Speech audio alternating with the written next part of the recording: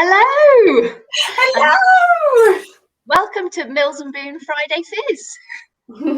It's the best. Although fizz or strawberry daiquiri.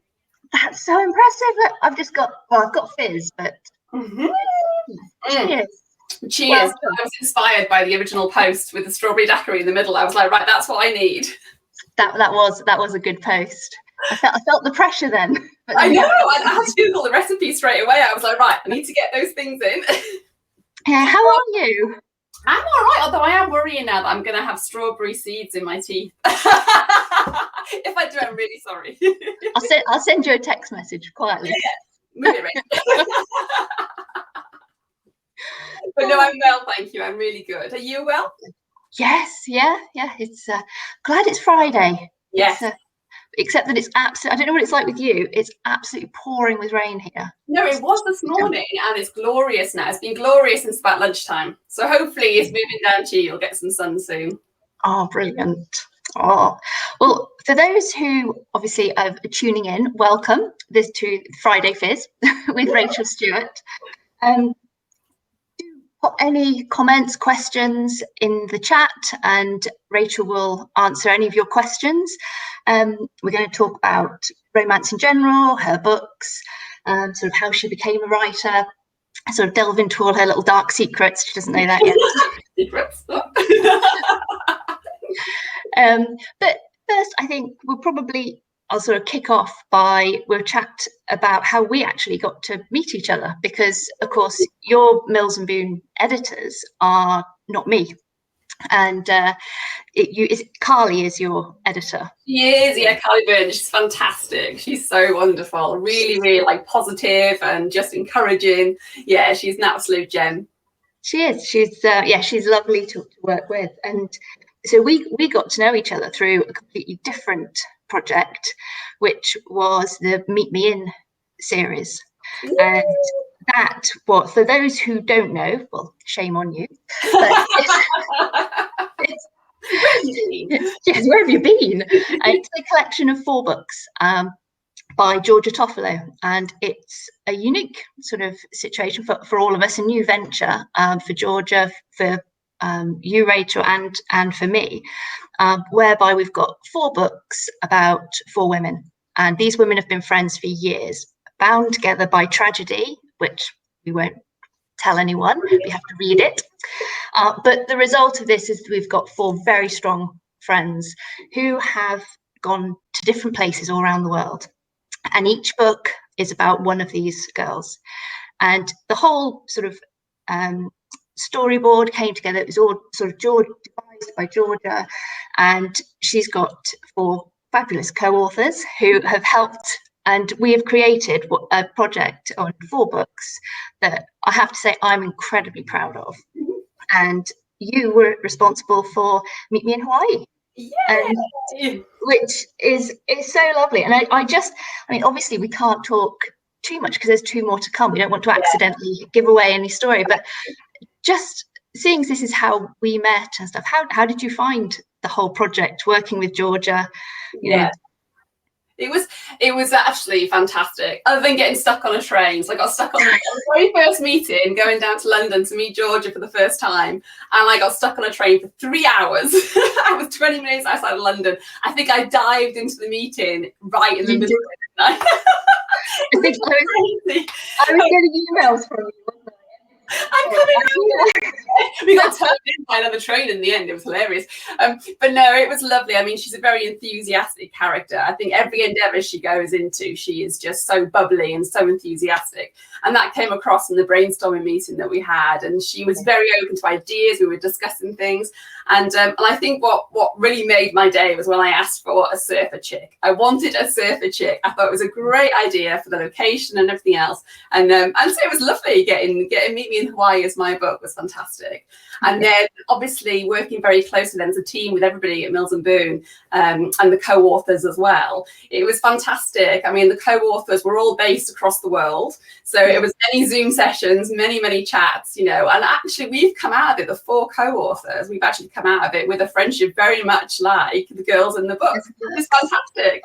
And we had our celebratory meetup this week. and we actually called it the Lost Hours Meetup, which is brilliant. So yeah, no, it's been brilliant. It's a fantastic thing to do, and it was a great opportunity. So I'm glad I jumped in. Yeah, it is good, and I think what's lovely is how much, sort of, like you said, enthusiasm Georgia has, and how doing that we can bring these romances to sort of younger people necessarily. Mills Boon. Yeah, exactly. That's it. Yeah. We've got a question here already. Thank you, Emma. How do you come up with the inspiration for your books?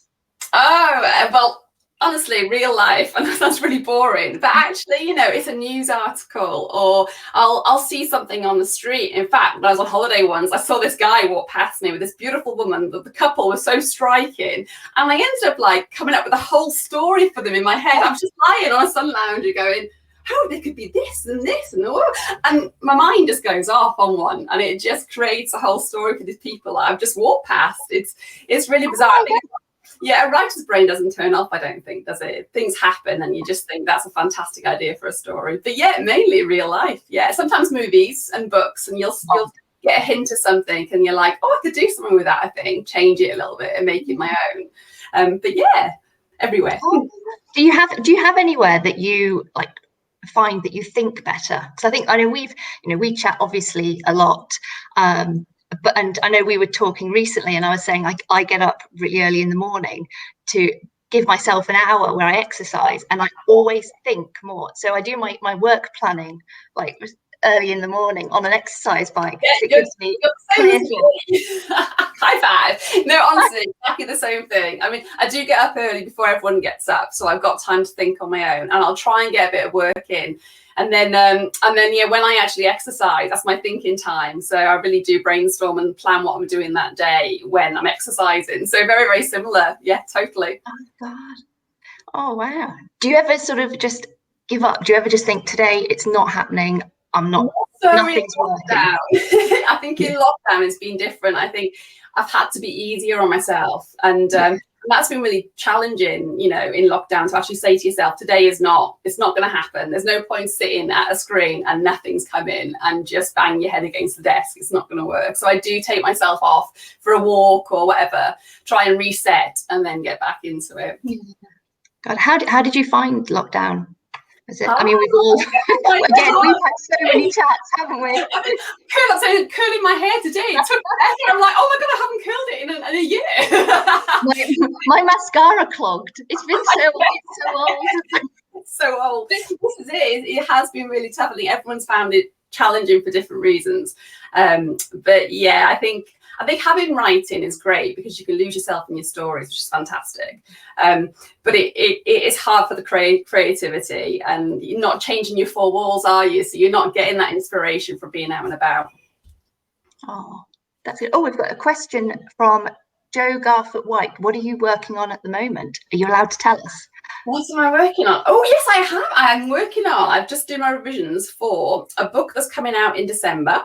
It's a contemporary Beauty and the Beast. And I love that trope. And it's really exciting. She's a famous actress, and he's basically a reclusive billionaire who's hidden away from the world after an accident that happened to him, and he lives on his own island in Greece. And she's own island, and she's going there to escape a big fallout with a relationship that's gone wrong, and she's going there to escape that, but also really to fix him, because they're old friends. They've known each other for ages, and he's just hidden away for so long that she's going to go there and break him again, but bring him out. That's great. Oh, well, what authors inspire you? Which? Yeah, I've got so many, actually. I think back when I first applied to Mills Boon, actually, to be a writer, I tried to write for the historical line. I love historicals. So Julie Garwood was a big favourite. I absolutely adore Julie Garwood. So yes, I suppose her, but then modern day, I would say authors like your Claire Connolly, your J.C. Harroways, you know, you've got, I mean, Liz Fielding. There's some absolute legends out there. I was going to say legends. Yeah, and you know, if you pick up a book by them, you're in for a ride and you're gonna love it. And that's what I love most, I think, about Mills and Boon as well, is the fact when you pick up a Mills and Boon book, you know what you're getting. You do. Yeah. And you do. But what's really good, I think, is that it's not, you know what you're getting. You're going to get something, the happy ever after, but the sort of the mix and how you get there is always so different. That is it. And takes a real skill, I think, to pull off, make that ride different every single time and keep the reader engaged. It's brilliant. Yeah. What do you, I know I said earlier we would talk about this, but one of the things over lockdown, and it's come out recently, sort of, we're told, obviously in business terms as well, but that romance had a huge sort of growth during lockdown. And traditionally, you know, everyone will know that sort of romance books, they're taken as like, oh yes, it's that sort of there, you do well, and but you want to read something else, and yet, or do you want to write something else? Write something else as well. And yet during lockdown, I mean, we're busy, and the books have just flown off the shelves. Why do you know, obviously people were stuck in and they were sort of reading, but it'd be interesting, do you have an idea why? It's a bit like a safety blanket, isn't it? It's a bit like you need that hug in a book. You don't need to be really reading about some murderer, some axe murderer. There's enough death, to put it bluntly, in the headlines every day. And I think to lose yourself in a romance where, you know, you're still dealing with real life, the challenges that the couples face are always very real, whether it be miscarriage or broken families. There's always real emotional depth to the books. So it's not like you're escaping real life as such, but you know you're going to get that beautiful hug. And at the end of the book, you're just going to feel, it's that warmth you get, isn't it? At the end of it, and you're just so elated. And I think also in Mills and Boon being short, quick reads, when you're getting disrupted all the time by homeschooling or whatever it is that's going on in your house, to actually have a quick read that you know you can get through in a couple of days or whatever, actually is good. So I think what happens is if you've got a really big tome to read, you just give up, I think, because your attention's gone. I think my attention span in lockdown has really suffered. Like I can't, you know, focus on something that long, so my mind just starts to wander. It's probably the to-do list, isn't it? The housework. I need to go and do that today. Yeah, that's the thing that I scrapped on day one of lockdown. No one's coming in, then when you've got kids and when you've got no one's coming to visit, it's fine. It's did you do much reading sort of outside of romance? Do you read out sort of other genres? Or I do. I go through phases, but then I like to write what I'm reading. So if I am in a thriller phase, then I get exciting ideas about writing a thriller. But romance is always my go-to, and I'll sort of flip between historical and contemporary quite a lot as well. What I haven't tried though is paranormal, and I'm really quite interested in trying some paranormals. So any recommendations out there, let me know. Oh wow, would that be like an X-Files with Mulder and Scully? Maybe not like aliens, maybe more like sort of werewolves. And actually, I say I'm not really into paranormal. I love Twilight. So I've never seen it. I've never seen it. People, I think I must be the only person who's never seen these films. Well, I read the books first and then I saw the films, but yeah, I absolutely adored it. I think that's like Harry Potter though. Harry Potter as well. Like I could read Harry Potter happy as Larry. What an amazing book though. To write a book that kids can read and adults can read and still enjoy is just I do think that's one of the things with J.K. Rowling that I love, is that she managed, and it's sort of it's not appreciated to the full extent, that she would write an 800-page book and children wanted to read it. I mean, it's like to be the person that inspires a child to read an 800-page book. I mean, my daughter did. We had a rule, bless her, that she couldn't watch the films until she read the books. If our rule at home is if it's a book first, you have to read the book for watching the film. Bless her, she read them, because I got a bit fed up. Read The Hobbit though, because I haven't read The Hobbit. I've tried to read Lord of the Rings and stuff, and I just can't do it. I went to see the exhibit they did at the Bodleian Library of all his writings and drawings. They took the children, and it was fabulous. And so inspired, I bought a beautiful hardback copy of it, and it's just behind me over here. It looks lovely. It's incredible. But no, I've not. What do you have any favourite sort of fictional sort of couples. You know which my one is, obviously. Navy SEALs. Are we going to talk Schitt's Creek now, aren't we? Oh, let's talk Schitt's Creek. Let's talk Schitt's Creek, because oh my God, this is one of those series though, isn't it, where you watch the first and the second and you watch it and you think, I don't get this. I'm just not in this. I don't, why are we even doing this? And then suddenly something clicks and you are just totally invested, and you just, you totally go through the whole series in a couple of days. You really did. It's amazing. But what I loved about it is the character arcs. I mean, this is the problem when you're a writer or an editor. I think when you watch something, you watch it in the mind of a break it down, don't you? This is the end of the season because that's where they've reached their character, the end of their character arc. And he goes, "How do you know that?" I'm like, "It's the end of the season, I'm telling you." And it is. But Patrick and David on Schitt's Creek were just when Patrick sings "Simply the Best." Oh my God, I cried. My husband, no one said anything. My husband actually had tears in his eyes. He did. Oh. No lie, he'll slap me later. But no, he did. I turned to look at him and he had tears in his eyes, because that scene was just like, Yeah. I think possibly one of the most romantic things I've ever seen. That couple, I think I haven't come across a better fiction. I know, absolutely amazing. Yeah. It's, I'm pleased if we got everyone's now commenting on Lord of the Rings. Oh no, I've started something now, haven't I? What have we done? It's my fault. I can't read it. I did try. I have tried many times, but I think there's not enough romance in it for me. Yeah. I need the romance. Yeah, and there's no Navy SEALs in it. Exactly. It might be a really small print as well. Even when I was in my teens and I'd go to the library to get out Mills Boon books, I'd always look for the large print books. I didn't even wear glasses. I'm like, give me the large print book, because it was so easy to read. And then you get like the Lord of the Rings and it's like this. Like, on thin paper, yeah. I think that's what it was actually, because I was a massive reader. I mean, I would churn through so many Mills Boon books, it was unreal. And that was, it's not like I'm lazy, I just couldn't read that text. Oh, so is that why you chose to write for Mills Boon? Or sort of, yeah, I mean, I was probably trying to write my first Mills Boon when I was 14. I mean, seriously. Do you still have that? I still have scrolls of paper. It's all here on my bottom shelf here, a lot of it. A friend of mine was really into Mills Boon as well, and we'd go to the market on a weekend and we would just buy up all these old secondhand copies, and we'd go home and we would write our own stories and we'd send them back and forth to each other, and we'd comment and we'd do editorial feedback between us.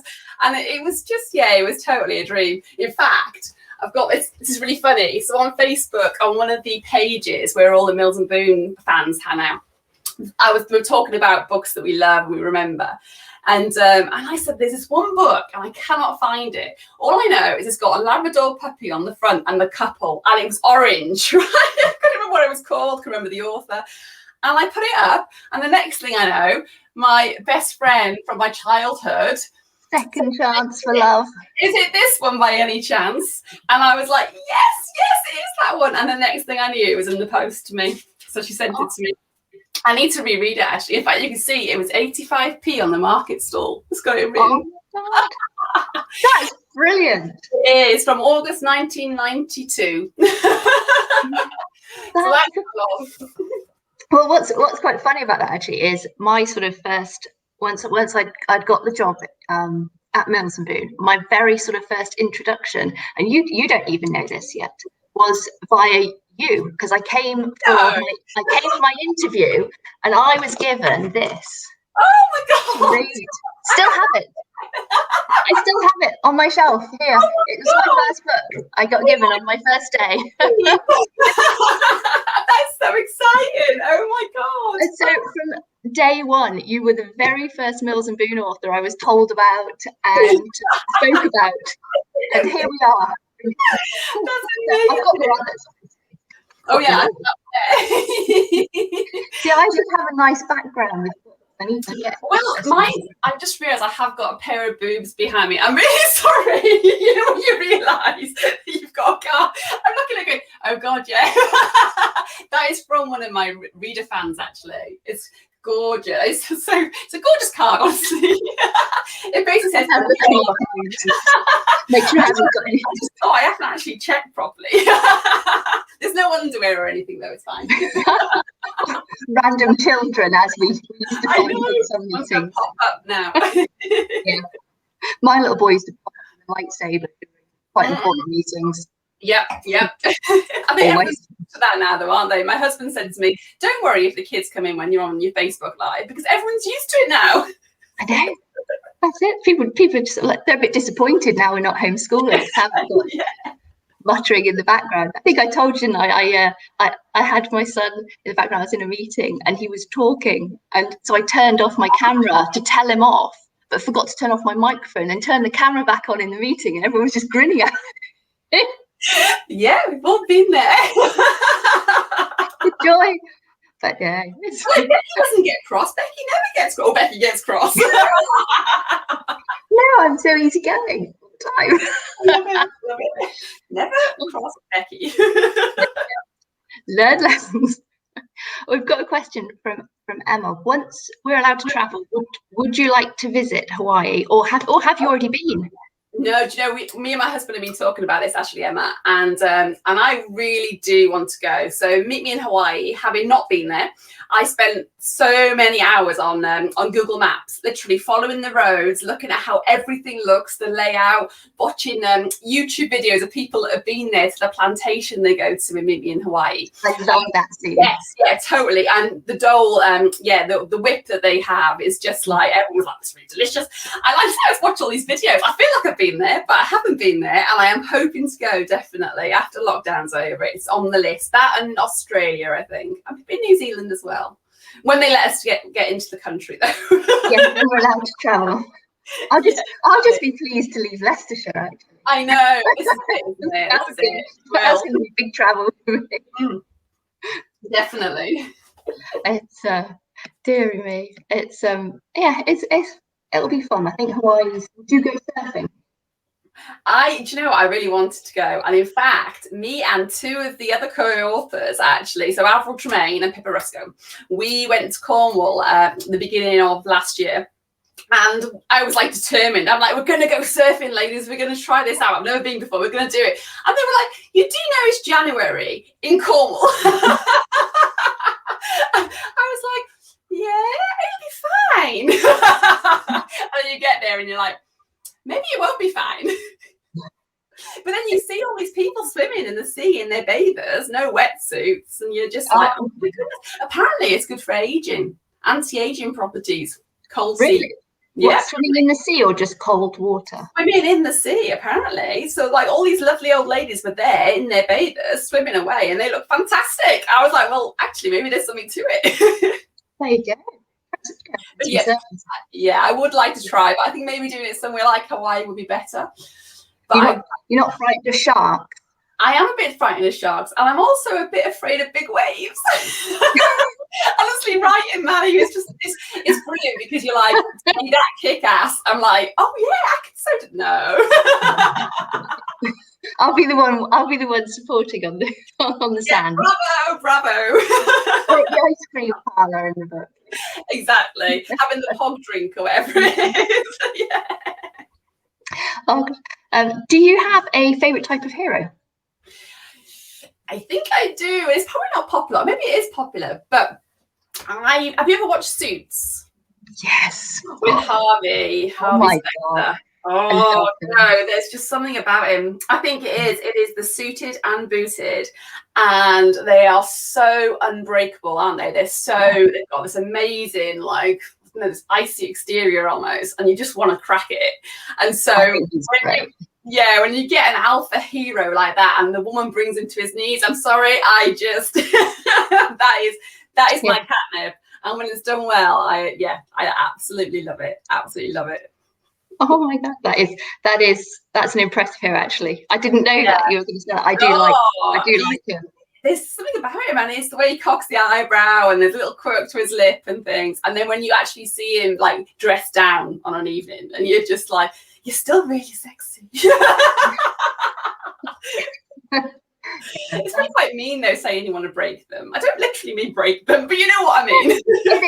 It's nice when you get the heroes and the moody ones, and they have, you know, the weakness, and or the girl sort of breaks through the ice and exactly brings out the other side. It's almost like an ex-Navy SEAL, isn't it?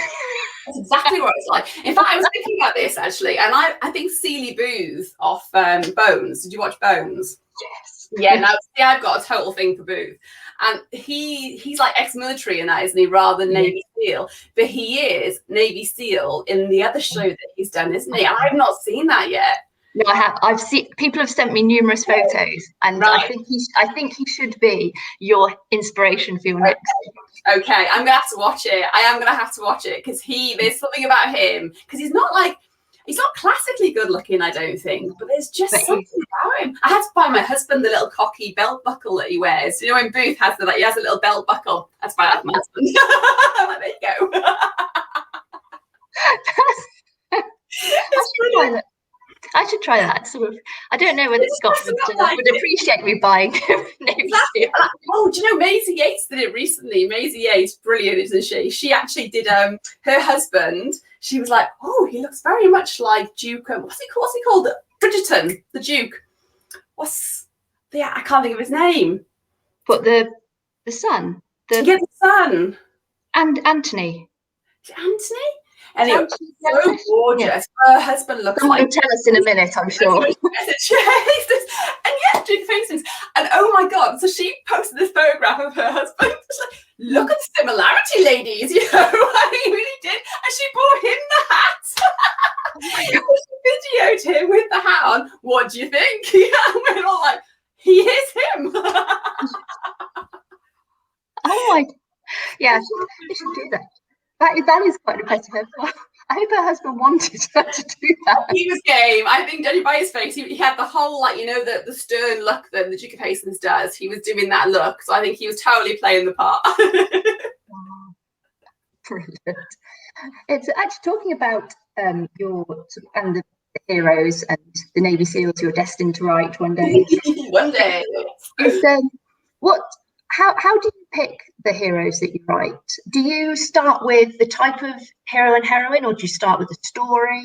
Yeah, it's funny, isn't it? Because sometimes I have a black moment in my mind, and I work back from the black moment as to who these people are that have gotten themselves into that situation. Sometimes it's a book opening, and I just get an idea of an opening scene, like with Our Little Secret, the idea of a girl who is trying to break out of these sort of just the dull way she's ended up living her life, and she's trying to break out of that, and the idea of her skinny dipping in this luxury pool and the brother of her best friend coming across her, I was like, oh, that works. And then of course you sort of work out, why is she like that? Why has she been so constrained in her life in the past?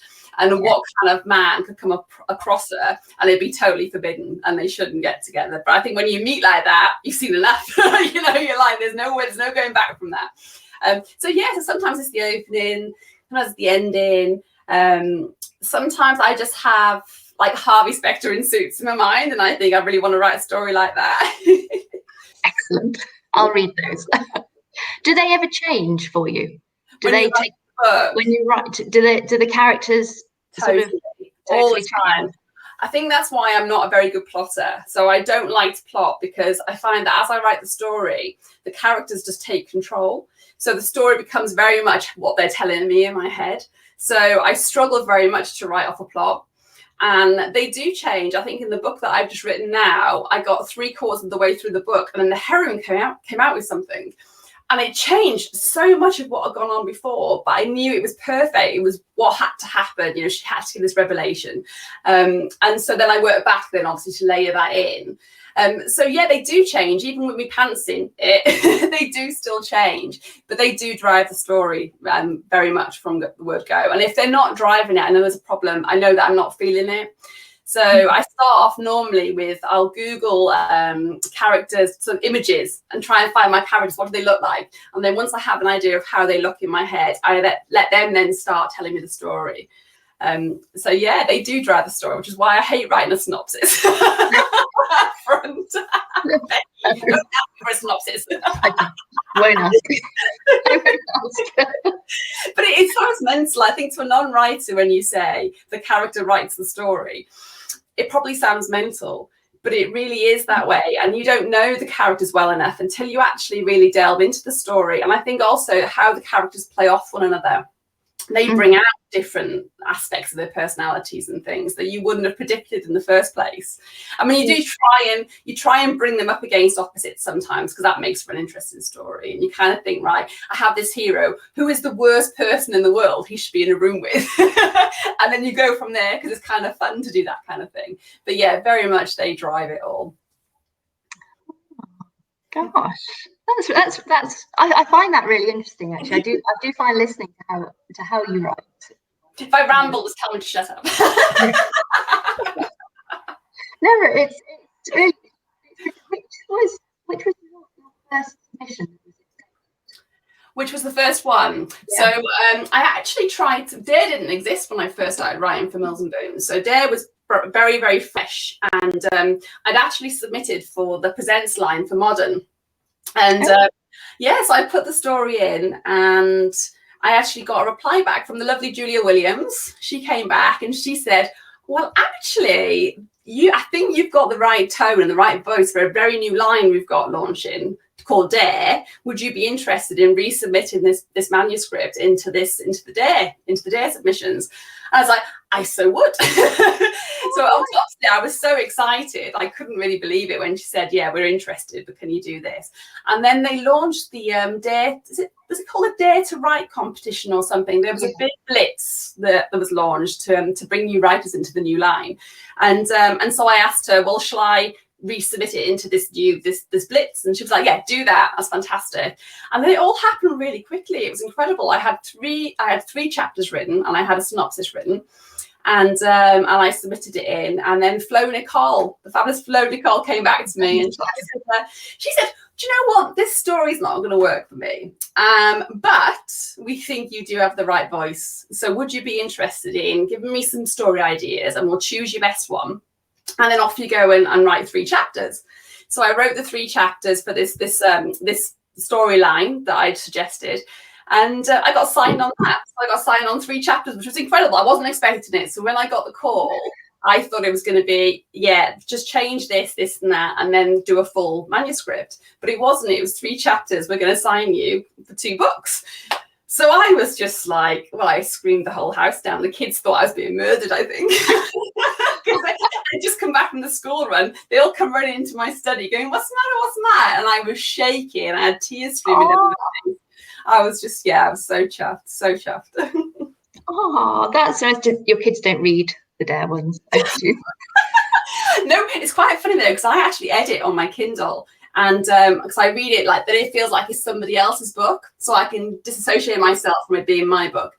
But I send things to my Kindle, and sometimes they end up on my son's Kindle. And I'm like, oh God, don't read that. It's a bit better these days, I think, because I can control it better. But back in the day, yeah, they were all going to his Kindle. It's the same when we get manuscripts sent in. So we link to my daughter's Kindle to my husband's account, because I was just I was too worried of all the stuff that comes through. This is it, isn't it? Technology just does these things in the background, and you have no idea until they say to you, Mum, what's this? Did you mean to send it to me? No, I did not. Oh my gosh. That is good. So I don't know if Lauren has got any other questions, or as Lauren is, yes. What's the most difficult thing about transitioning from Dare to True Love? Oh, we haven't touched on that, have we? Because Dare sort of is started, and now it's not continuing. And so you've almost gone to the other extreme, haven't you? You've sort of gone from really high sensuality to sort of the softer This is it. This is it. And it was. I think the hardest thing, the most difficult thing, is probably that I am used to writing books where, you know, the characters are living out their every sexual fantasy, and that is not what, you know, your true loves are about. Heartwarming, deep emotions. But for me, because I actually started writing for True Love because I had an idea for Dare, and my editor came back and said, it's not really very Dare, it's more True Love. And I was like, oh, really? And then I went, oh, okay. So does that mean I can try and write for True Love? So this is before Dare ended. This is probably 2 years ago. And so I was like, okay, so can I try and write it for True Love and see how we get on? And I did. And so that's how it came from a Dare idea that involved a single dad. And but with Dare, it's very hard to have children involved. And you're trying to, like, you know, live out fantasies and everything else. You know, kids kind of get in the way a little bit.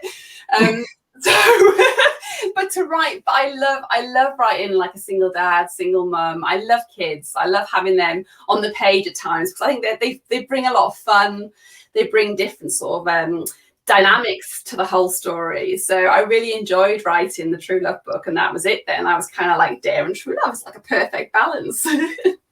It's great. It is great. And do you have a favourite, or are they just so different that you? I think it's very. I was saying, someone asked me on the Instagram takeover last week, do you have a favourite character hero? And I was like, it's like having like cheating on your book boyfriends or something. You don't really give a favourite, and it's the same with giving like a favourite book, I think. But I guess my debut for Dare, because it was my first, and also it's got a Welsh hero, and I'm Welsh, so I was like, it's got to be a favourite. But I think Getting Dirty as well. Even Getting Dirty sounds really naughty. It's a very emotional romance, actually. There's a lot of sex in there, but it is. I did love that one because Ash is he's a PI sent to dish the dirt on the heroine, and he wants to dislike her, and but he can't because she's just lovely. She's absolutely gorgeous. And of course, when he gets beneath that, all he wants to do is protect her then from everything. And I just love an alpha hero that, you know, totally shields them from everything. And yeah, she was still kick-ass, but you know, he looked after her. Sure. Hey, Bethan. Gotta love a Welsh hero. That's brilliant. Oh, it's where do you get your best ideas? Yes, I think, like I was saying before, it is a bit like things that happen in real life. In fact, I saw something the other day, and I'm already thinking there's a story there. It was someone posted on Twitter an island for sale in Scotland for like $100,000 or something it is, and it's got a castle on it. It's an island, and I'm like, $100,000. I'm going there, and I'm thinking, oh, just think what could happen there. So you could, and then already then you go in, you're going, oh, this could happen, this could happen. A whole story building around that. So yeah, I think it is real life. And also my husband, right, he'll laugh at this later as well, but I think when I write, I'm very much, people call it insta love, don't they? And people can moan about insta love and they're kind of like, oh, I don't really get it. But for me, I write about how it was when I met my husband. So all that emotion that I pour into that initial meeting, where your body just goes into overdrive, you know, that's what I felt like when I first set eyes on my husband. And so I totally believe in what I write. I can't write it if I'm not feeling it. So I think it is real life. And so my best ideas come from what happens to me or people around me, I suppose. And then my husband included, bless him. Oh, that's really romantic. I hope you appreciate that. Oh, any new books coming out soon? Hey, Shelley. Yeah, so new books. I have a book. Oh, I'm very excited about this one. Okay, it's my last Dare. So I really did go to town on my last day. I was told by the editorial department to push the envelope. So Reawaken. So you did. So Reawaken comes out in May, and it's an older woman, younger man trope, which I adore. And it is very, very wild and very emotional and very romantic, and I'm so excited for that to come out. And then I've got my next True Love coming out. I think it's in July. I think it's July in this country. Oh, my watch is talking at me. So July, surprise reunion with his Cinderella comes out, and that was really exciting because that's a quartet with Sophie Pembroke, Andrea Bolter, and Jessica Gilmore, So, you know, 4 of us writing this series of books about the $1 billion matches. So it's like high class, you know, so elite agency, dating agency for the elite. And yeah, so I think I'm book 2 in that series. So Sophie's comes out first and then mine. And yeah, that was lovely, because again, it's working with other authors, and because writing's quite solitary, isn't it? So when you do the series, it's lovely because you get to interact more with your writer friends, especially in lockdown, you know, where you're not really seeing people. It's been nice to do a project together. Oh, that is good. Hi, Ian. Hi, Ian. Do you have a daily word count? Oh, that's a tough one. Oh yes. So Scribner is my, well, it's like my beast. Tells me what to do. It whips me into shape.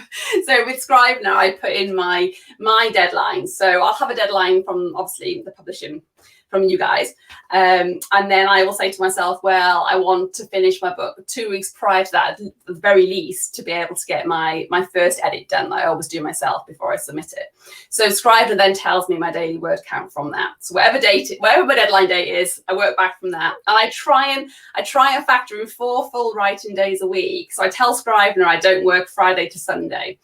What actually happens is I end up working all week, but in, like, you know, in dribs, because being a mum, isn't it, when you're running around doing all sorts of other stuff as well, you never get your full day that you really want to get at it. So yes, I do have a daily word target, but I'm often catching up on the weekend. No, it is especially I suppose with homeschooling as well. Yeah, nightmare, absolute nightmare. None of your heroes or heroines are homeschooling, I take it. No, but I met a woman the other day, and her mum's been a homeschooler, and she's got 6 children, and she's been a homeschooler forever. And I was just like in awe. I was like, oh God, it's like amazing. I ended up giving my son book reviews, and both of them. Like, you can learn how to sort of be concise with your writing. Write some back cover copy, because that teaches you how to be concise. That is an absolute skill. Back cover copy. It is, and writing synopsis is so hard. I can't even hit the word count on my books. I'm always at like 60,000, and it's 50,000, isn't it, for a series True Love or a Dare, and I'm always coming over. Carly must despair. It's great, because then you know when you edit that you've got too much, so you can actually cut down bits of the story rather than cut chunks out. I think it's always good to go slightly over, but don't quote me on that. Carly will kill me. So gosh, it's our half an hour chat, as fully expected. Rachel has gone for nearly 45 minutes. Stop. I am so Welsh. I really do chat ever. Sorry. So if Lauren has, I think we could probably do one more question if Lauren has one. When I say Lauren, obviously no one else knows that our amazing assistant is sort of behind the scenes. So whilst we're sitting here with fizz and cocktails, Lauren's working really, really hard. She is, because she had the Duke of Hastings name. I'm going, what's the Duke called? You know, when you can get like total mental block. It's Hastings. Oh, yeah. Lauren's going, Hastings, exclamation mark. You think, I mean, I watched it in about 2 days. You think I'd Oh yeah, absolutely. Incredible. We can't start talking about that because we'll be here all night. I think we've probably, if Lauren's not here, we've probably come to all the ends of the questions. So the only one I'm going to sort of probably then finish on is sort of almost go right back to where we started. And obviously, having written Hawaii, and as you said, series books are 50,000 words, and the Meet Me In series are what we call trade books, so they're the standard sort of size. Would you be tempted to try your hand at more trade romance, 80,000 word ones? Absolutely. I think I even went over on Meet Me in Hawaii. I think it ended up being close to 90. But you know, but I think the opportunity to explore secondary characters more is lovely. I think Mills Boon, a series book, is fantastic, because you know the length is just what you want. I think at the times when you pick one up, you know it's not going to take you forever to read, but it's very concentrated on your hero and your heroine. But obviously, when you've got that extra word count, you can explore so much more. And I love the friendship group was just fantastic to write about, and to have so much fun with that was brilliant. So definitely it's something that I want to do in the future with my Mills and Boon books, because I absolutely love them. We love Mills Boon. There's like all these more shelves. I've got piles. I actually have piles and piles. They don't fit, do they, on the shelf? In my guest room's full of them as well. Loads of historicals are in the guest room. I don't know why I put all the historicals over there. So historicals are there, contemporaries are here. I've got mine in my husband's office. So when he does his, because he's a lecturer, so when he does his teaching, he's got these Mills and Boons behind him. I love that. I did it on purpose, obviously. So one day they'll go, oh, to the right there. Saying that though, it's really funny. I remember telling Joe Grant this actually at a Mills and Boon meetup once.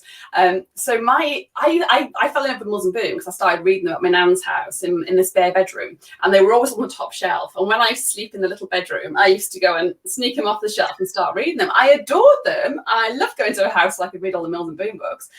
But it turns out they were for my granddad.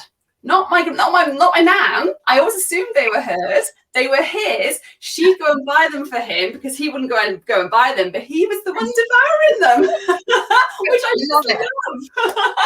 I love it. That's perfect. On that bombshell. Absolutely. See, romance is definitely for everyone. Absolutely everyone. And Mills and Boon romance is special. Yes, absolutely. Thank you so much. I've not drunk much. Thank you. It's been lovely. It's been absolutely lovely, and we will be seeing each other again. Do phone calls, haven't we? Yeah. And text messages, but very soon we will be actually picking glasses. Yes, in person in London. And everyone who's listening will know, because we'll post pictures of it all over Instagram. Yeah, I love it. Cheers, everyone. Thank you for tuning in. Bye. Bye.